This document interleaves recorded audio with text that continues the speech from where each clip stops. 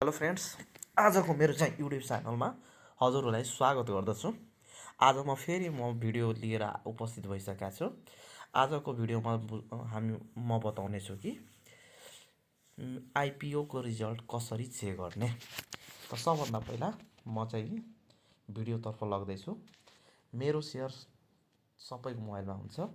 आफ्नो मेरो सेयर चाहिँ लगइन गर्नु अनि त्यसमा चाहिँ ओपन गर्नुहोस्। यस्तो इन्टरफेस आउँछ, जसमध्ये तपाईँले के गर्नुपर्छ, तपाईँले भरेको आइपिओ पहिला चेक गर्ने के कस्तो छ, एमाउन्ट ब्लक छ कि छैन।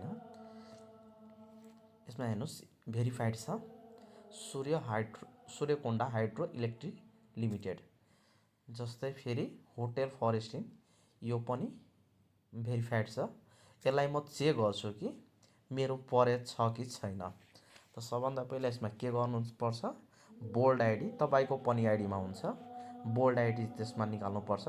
मेरो चाहिँ बोल्ड आइडी 13/0/18/2 4/0564649 यो हो मेरो। यो बोल्ड आइडी मेरो रहेछ। अनि अब यसमा के गर्ने, यसलाई अब ब्याक गर्ने। अब तपाईँको फेरि के गर्ने, प्ले स्टोरमा जाने। प्ले स्टोरमा गइसकेपछि के गर्नुपर्छ, मेरो सेयर हो पोर्टफोलियो एनइपिएससी पोर्टफोलियो डाउनलोड गर्नु होला। म पहिलादेखि नै गरेको छु। यसलाई म ओपन गर्छु अनि यसमा के गर्छु, तपाईँको यस्तो इन्टरफेस खुल्नेछ। यसमा के गर्नु होला, सर्भिसमा क्लिक गर्ने। सर्भिसमा क्लिक गरिसकेपछि आइपिओ रिजल्ट अब यस्तो इन्टरफेस आउनेछ। अब यसमा के गर्ने, पहिला तपाईँको बोल्ड आइडी जुन म भनेको थिएँ नि, त्यो चाहिँ बोल्ड आइडी हाल्ने।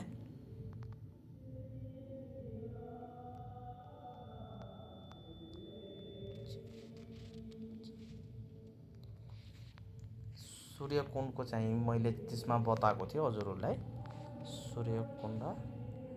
अब यसमा के यो क्याप्चा तपाईँले अब यसमा के गर्नुपर्छ, हाल्नुपर्नेछ। अब चाहिँ भ्यू रिजल्टमा क्लिक गर्ने। यो मेरो परेको छैन। ल हेर्नु के लेखेको छ, sorry not allotted for the entered bold. अब जुन परेको छ भने त्यो कस्तो लेखेको छ,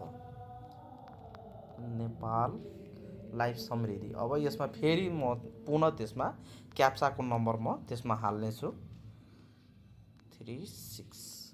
अब यसमा हेर्नुहोस्, कङ्ग्रेचुलेसन एलर्टेड क्वान्टिटी 100। यस्तो तपाईँहरूले पनि चेक गर्न सक्नुहुन्छ। ल आजको भिडियोमा यतिकै बनाएर क्लोज गर्दैछु। मेरो चाहिँ भिडियो राम्रो लाग्यो भने लाइक, कमेन्ट तथा सब्सक्राइब गर्नुहोला। ल।